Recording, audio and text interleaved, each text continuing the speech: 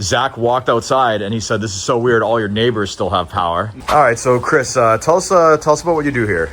Well, I'm the Master Electrician for the company. Do a bunch of installs, and then I help people with whatever they need. What's this behind you right now? Right here, we got a Kohler generator. It's a 26 kW. It's to power a whole home with a lot of electrical load. Great thing about Kohlers, you can get them.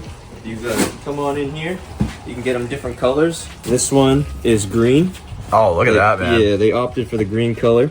That way, it's going near trees, so that way it would just blend right in. Because the normal color is like tannish. Where's this generator going? This is going to Chestnut Hill.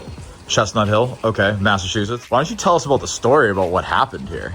What happened here is they lost power, and while we were there working on their heating system.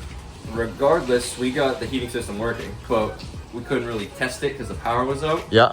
The heating system came right back on when the power came back on. Yeah. But it was like 8 hours later. And why did they lose power? They had a power outage, right? Yeah, power outage just randomly just happened. So they had a power outage in the neighborhood, and then I remember Zach was on site too. Yep.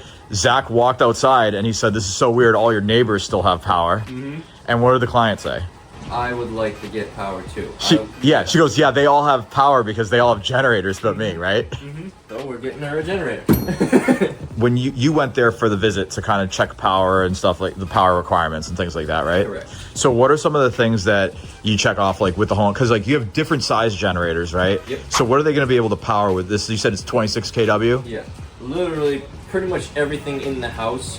They have 3 heat pump systems. I can't do all 3 with everything else because they got 2 stoves, they got a whole ton of stuff. Okay. We're gonna do 1 heat pump system, multiple stoves. We're gonna get kind of everything that is going to make them. Wow, they must really like to cook. They're doing one of the 3 heat pump systems and multiple stoves on the. Yeah, they got a bunch of stuff. We went through and we picked everything that you wanted.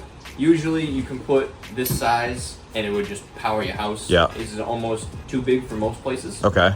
But theirs was a lot of electrical. We're not just doing a generator there too, because I saw like a day on site that you were doing some work with the electrical panels. I think you were separating some of the electrical, or since there's 3 different panels on site. Wow. Each panel has what we want to power in them. Okay. So I have to take power from those panels over a new generator panel, if you will. Got it. How many days is a generator job about?